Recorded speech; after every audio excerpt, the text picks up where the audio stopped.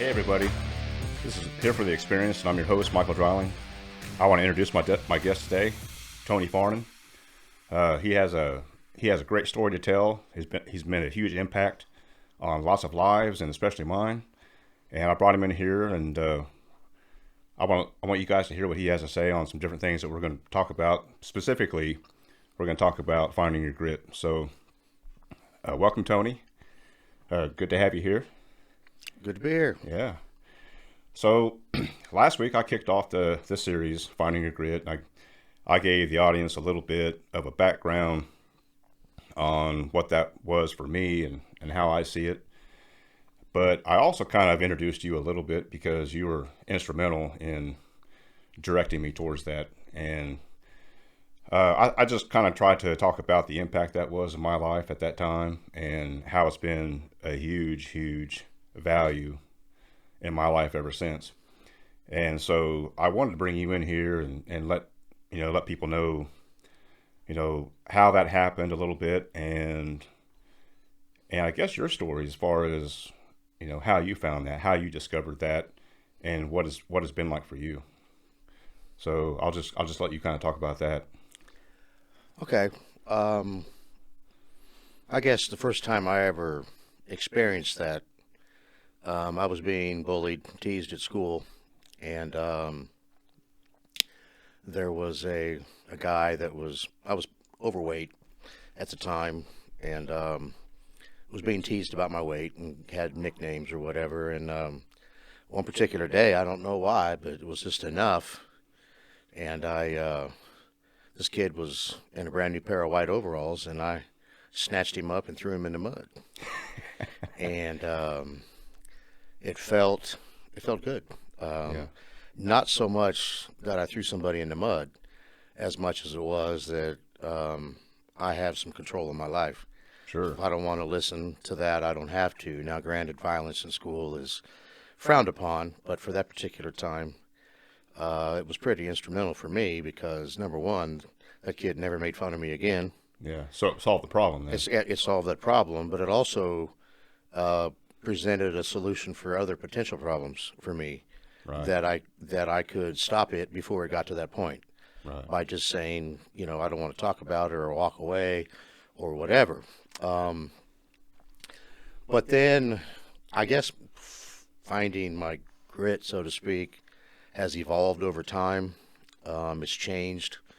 And probably the next biggest thing was I had a sister, and my parents raised us completely different, okay? And she I felt was treated like a princess, and I was not, okay? And so I found out that if I wanted something, that life isn't fair, so to speak. And so I realized that if I wanted to go ride bikes with my friends and I had to clean the garage first, I could call my friend and say, hey, come help me clean the garage, and then I could leave quicker.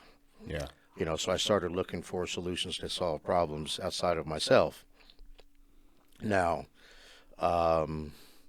as things progressed, I have a set of parents that are sometimes difficult to deal with, and I ended up choosing to take a path of least resistance. Mm-hmm.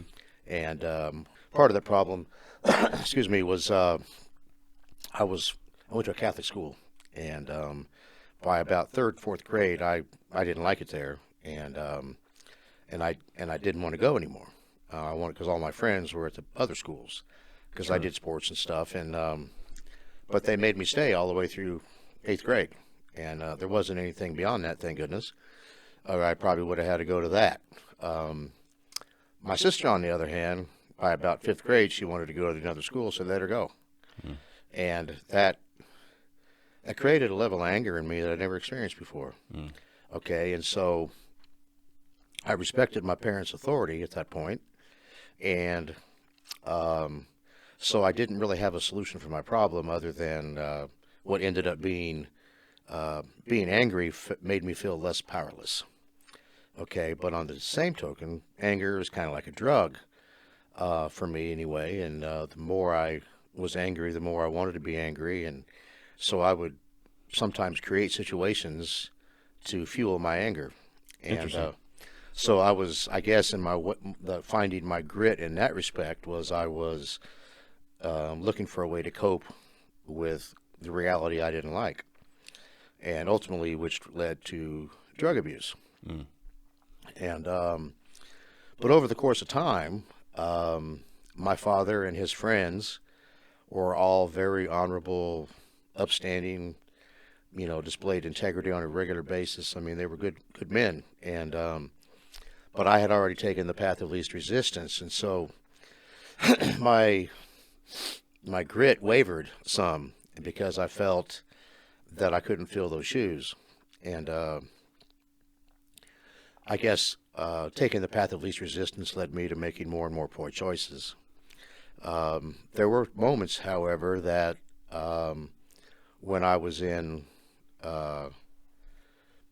let's say, suffering consequences of my behavior, that I did find moments of clarity that I could like stand up and say, "Oh, I don't have to deal with this. I'm going to do this instead." And and so through the course of all that, there was one thing missing from my life that I didn't know was missing, and that was spirituality.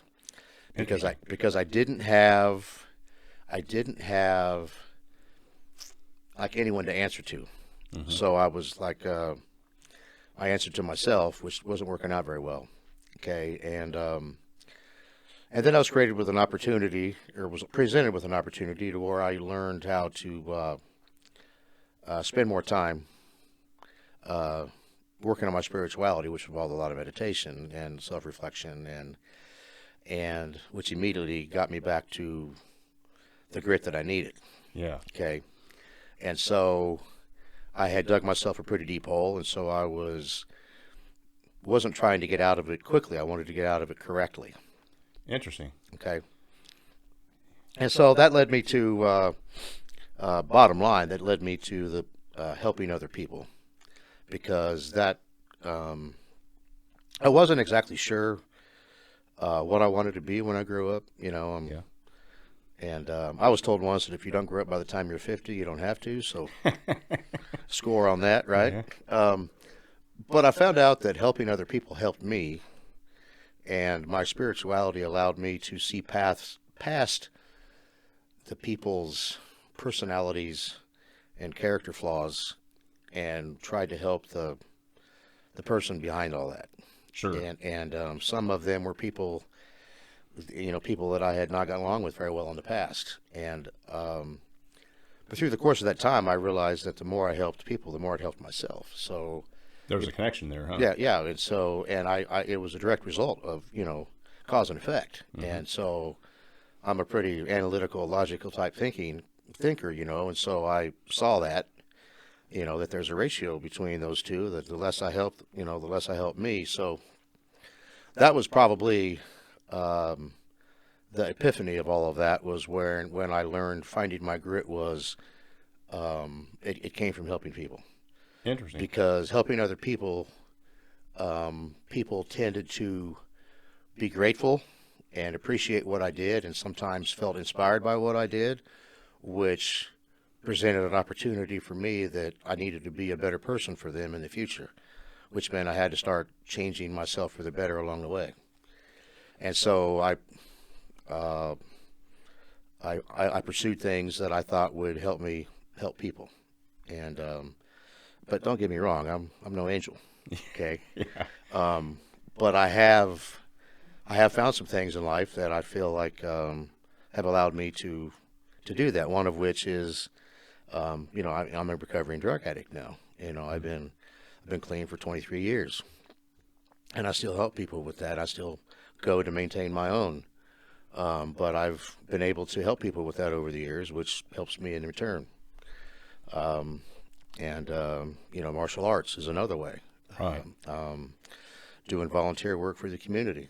If you help the community, it's good for the community and for you. Yeah. That's the way I see it. So that's pretty much, I guess, the Reader's Digest version of it.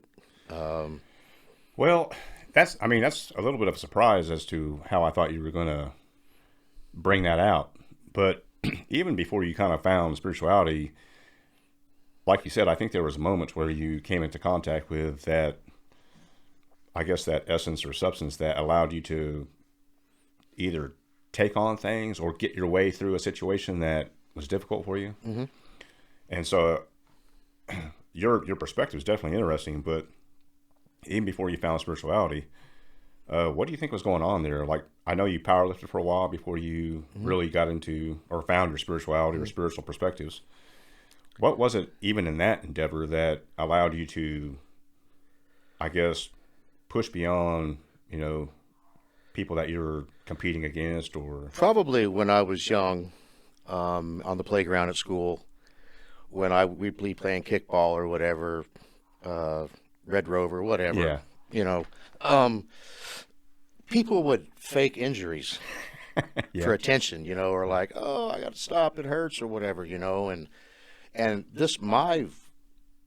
I guess my judgment of people, of the kids back then, even though I was one, I was very critical of people like that, that they let their,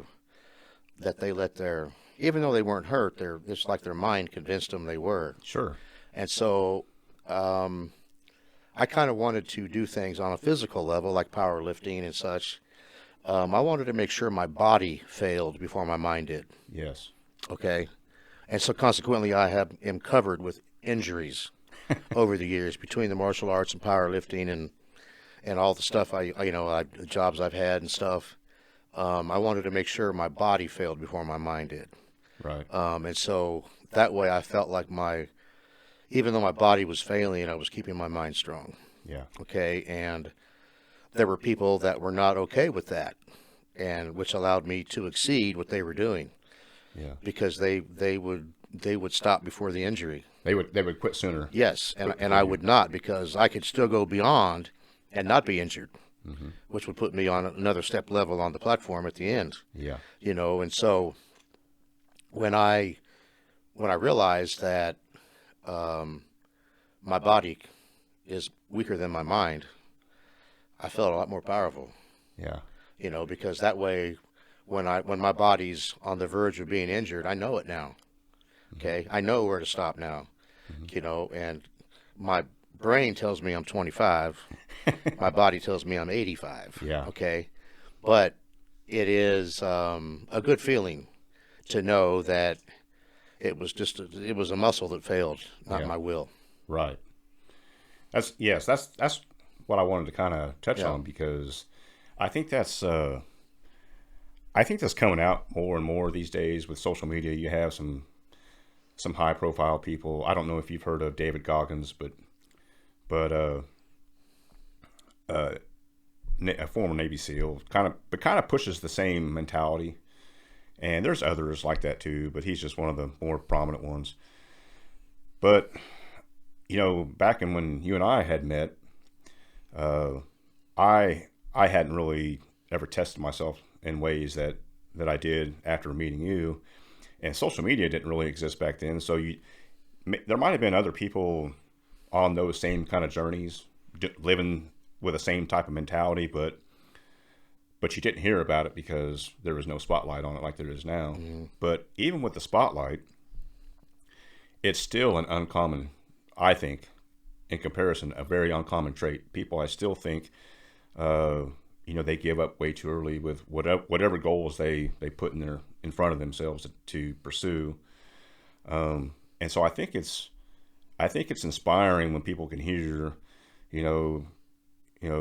Joe Average over here, or maybe just by appearances, they don't really look, much different than anybody else around them. But then when they start hearing their accomplishments, like some of the things that you've accomplished, and we'll get into that in a minute, they're like, huh, well, maybe I can try a little harder too, and I think that's kind of the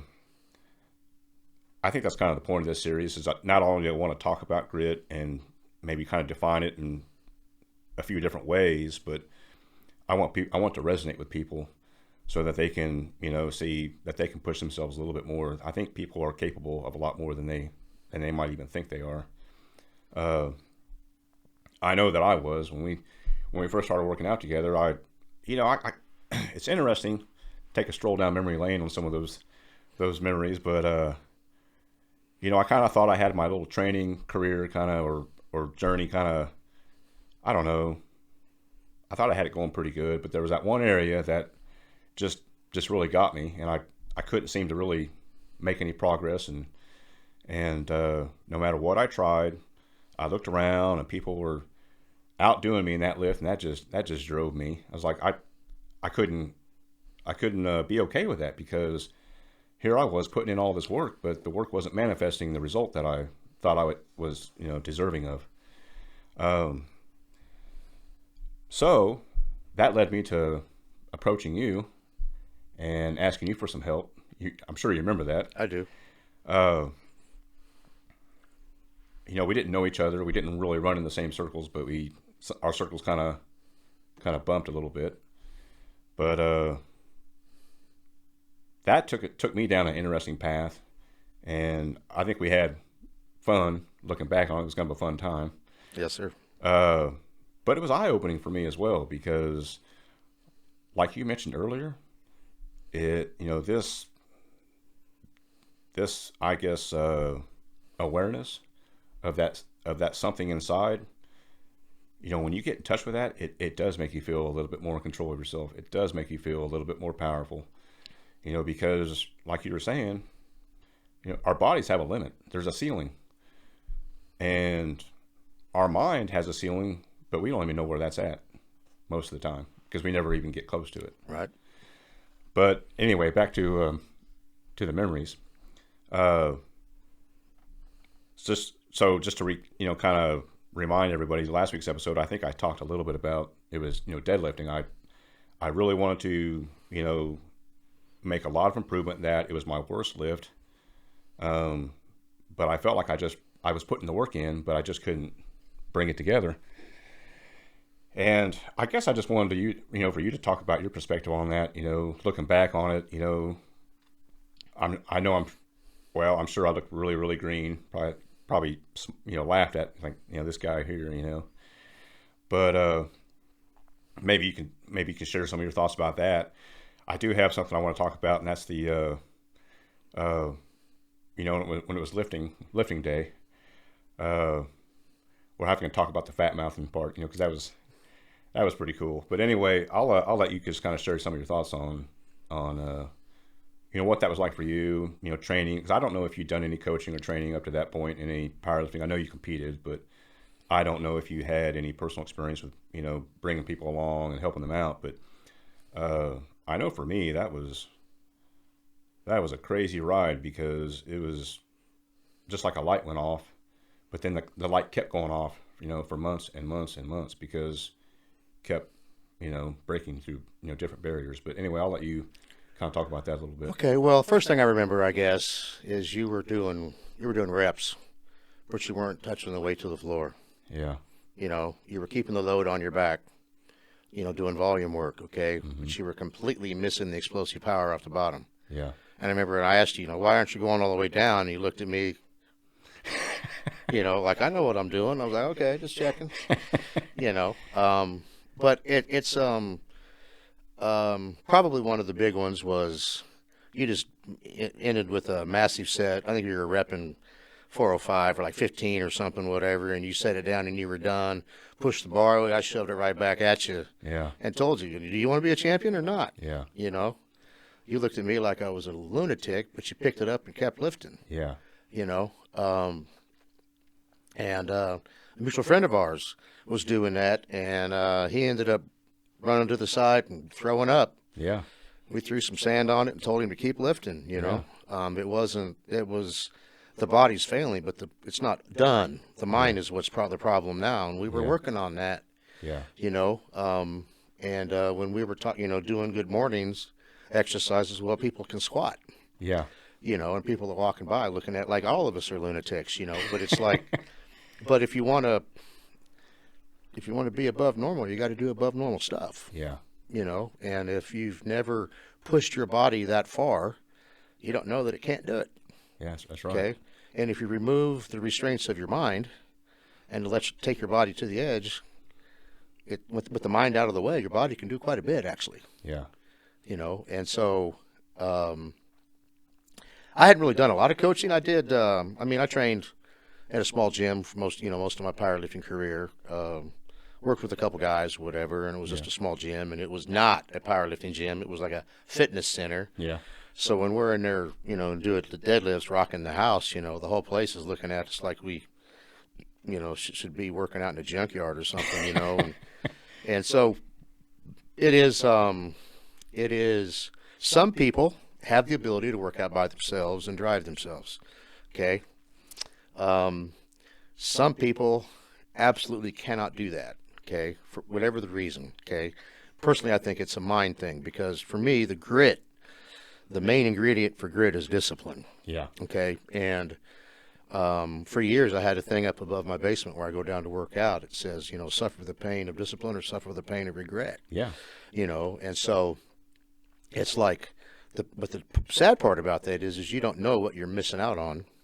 You just know you could have done better. Yeah. Okay, and so I guess probably that you were kind of reminded me at one point, like that Saturday morning cartoon they used to have where that little dog with the big dog and what are we going to do today, Spike? What are we going to do today? Yeah. And you were just super excited to try what was next. Yeah. And so those are very fond memories. Yeah. And it's also even then, I knew you were watching me closely, so I had to be on point with my stuff too. Yeah. Kind of held you accountable a little bit. Yeah, and you've always been, I mean, you were a big, strong guy, man. Yeah. And it was like I was, I guess, on the down low, I was grateful that I was able to help. Well, you helped a lot. I just didn't. I had no idea how much it was going to be at the time. I just thought, my deadlift's going to go up, and that's about as far as I saw it. But I didn't know it was going to, explode into all these other things in life. But man, those were great times. Yes, sir.